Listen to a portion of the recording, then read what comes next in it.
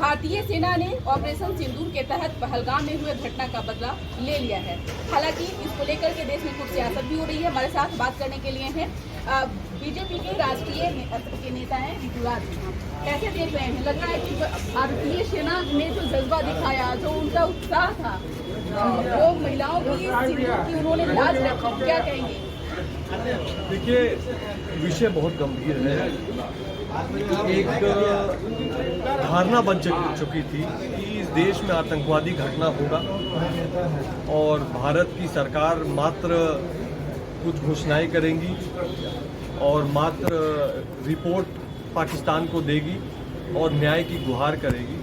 ऐसा एक ढर्रा कांग्रेस की सरकार ने लंबे समय तक बना के रखा।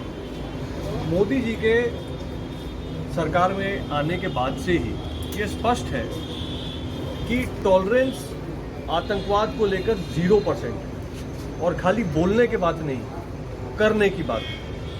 वो उरी के बाद की जवाबी कार्रवाई हो या जब हमारे सीआरपीएफ के जवान मारे गए उसके बाद बालाकोट हो, या अभी पहलगाम के बाद मात्र 25 मिनटों में 9 आतंकवादी हेडक्वार्टर बावलपुर जोड़ते हुए। बावलपुर वो जगह है जो पाकिस्तान के अंदर जैश जैसे खतरनाक संगठनों का हेड ऑफिस आज नहीं 2500 साल से रहा है। पूरे देश और दुनिया को पता रहा है, पर हमने कभी उस पर कार्रवाई आज तक नहीं की। ये कार्रवाई करके मोदी जी ने स्पष्ट कर दिया है कि अगर कोई आतंकवादी ये सोचता है कि वो घटना को अंजाम दे के बच सकता है, छुप सकता है, भाग सकता है, तो वो समझ जाए कि अब वो भारत नहीं है।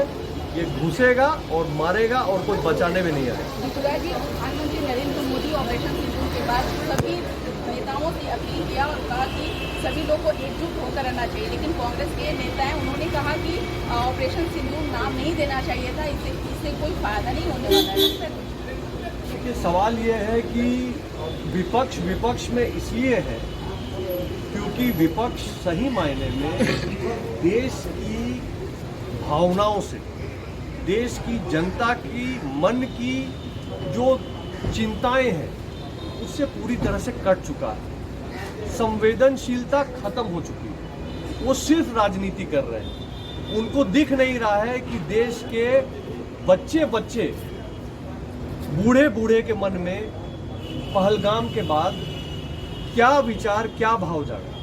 तभी इतना नासमझी का बयान देते हैं जो देश के मन के विरुद्ध है। ये शायद उनको समझ में भी नहीं आ रहा। लालू के बड़े लाल तेजप्रताप यादव भी सोशल मीडिया पर उन्होंने भी पोस्ट किया कि हम भी पायलट सीखे हुए हैं, अगर जरूरत थी तो हम भी इस के लिए जान दे सकते हैं अपना। मैं तो स्वागत करता हूं। तेजप्रताप जी ने बहुत अच्छी पहल की है और देश के हर एक युवाओं को बिना जात और धर्म देखे हुए, बिना पार्टी और पॉलिटिक्स देखे हुए, ऐसे समय में हम सबको देश के लिए खड़ा होना चाहिए, मोदी जी के पीछे खड़ा होना। एक सवाल है, बिहार में चुनाव है और अगर ऋतुराज सिन्हा को चुनाव लड़ना होगा तो इस सीट पर तैयारी चल रही है, क्या चुनाव लड़ेंगे बिहार में? मेरी ऐसी कोई इच्छा नहीं है। मैं एकदम स्पष्ट आपको बताता हूँ, मेरी ऐसी कोई इच्छा नहीं है। मैं पार्टी का राष्ट्रीय सचिव हूँ। पार्टी ने मुझे बहुत काम में रखा है। मैं कार्यकर्ता के रूप से अपने काम में व्यस्त भी हूँ, मस्त भी हूँ। मुझे कोई दूसरी चीज़ की ना आशा है ना अपेक्षा। चलो बीजेपी के राष्ट्रीय